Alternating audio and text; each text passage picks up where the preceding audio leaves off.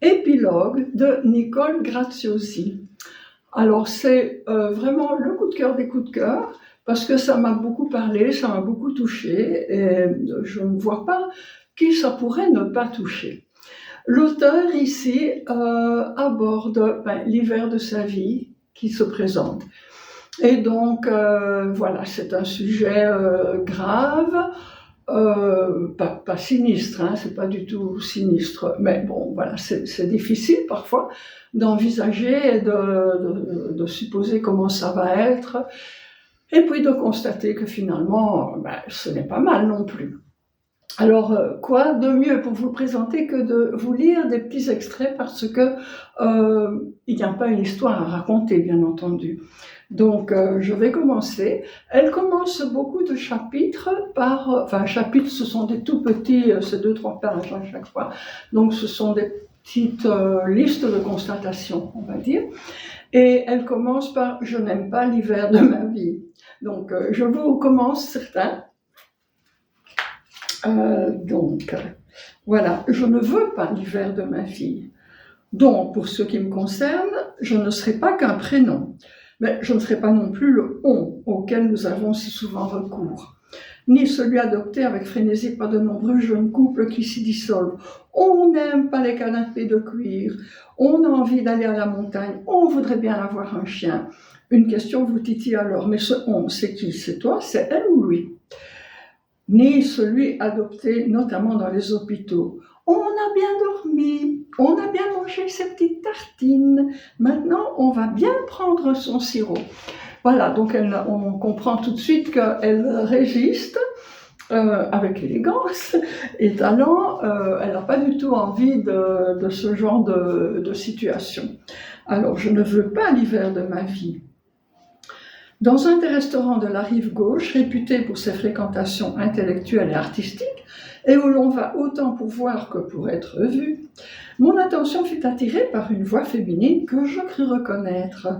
Quel choc ce fut de découvrir le visage ravagé, bouffi, les yeux de chat sauvage, les pommettes trop haut déplacées, et les lèvres pulpées, tels morceaux de boudin, d'une actrice que j'avais beaucoup admirée pour sa beauté dans son jeune temps. Pitoyable spectacle. Voilà, je me fais aussi ce genre de réflexion de temps en temps, avec un brin d'effroi, je dois dire. Alors, on avance comme ça, et puis on arrive dans la partie « Il approche l'hiver de ma vie ». Il n'est pas loin le moment où le Père Noël va m'offrir un fichu à porter sur les épaules, parce que quand la nuit tombe, il faut protéger ton cou et tes épaules, sinon tu vas choper. Des variantes existent, tu vas nous choper ou bien tu vas encore nous choper. Une chancelière pour ne pas avoir froid aux pieds lorsque tu regardes la télévision, etc., etc. Bon, j'avoue que j'ai offert une chancelière à mon papa. J'espère qu'il était content quand même. Et puis, alors elle arrive à l'hiver de la vie de son compagnon, qui arrive dans le même hiver, évidemment. Là, je ne vais pas m'étendre, je vous laisse découvrir, c'est très, bon, c'est très humain, c'est voilà, le couple qui arrive à la fin, et chacun à sa façon. Donc, à la fin, on n'est pas encore à la fin, mais l'hiver, voilà, c'est l'hiver. Elle dit « Je n'aime pas l'hiver de l'autre ». Et là, il y a quelques épisodes assez enchanteurs sur l'hiver de l'autre, mais voilà, qui ne fait rien de bien désagréable, il est simplement dans son hiver à lui. Et puis, voilà, ça termine quand même parce que l'auteur est une personne dynamique et artistique qui, bon, on la sent cultivée, intéressée à beaucoup de choses, et donc on arrive à su au blabla. J'aime l'hiver de ma vie, je l'aime l'hiver de ma vie, comme j'en ai aimé toutes ces saisons. Je l'aime comme j'ai su en aimer toutes les saisons. En dépit de cette vieillesse sournoise, d'une absolue perversité, qui nous bouffe à petit feu, nous pourchasse de son hypocrite érosion qui, tel un ruisseau souterrain, tout en les abreuvant, fragilise les terres fertiles. J'aime l'hiver de ma vie.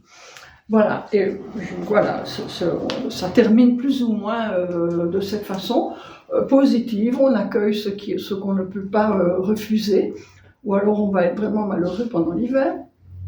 Et j'ai vraiment aimé, c'est une écriture distinguée, élégante, enfin, et puis tout à fait réaliste, hein. Ce n'est pas juste des effets de mots, c'est très bien senti. Voilà, ben, bravo Nicole Graciosi, c'est le premier livre d'elle que j'ai découvert chez Chloé Delis, et ce ne sera pas le seul, parce que je compte déjà continuer. Alors voilà, chez Chloé Delis, épilogue de Nicole Graciosi.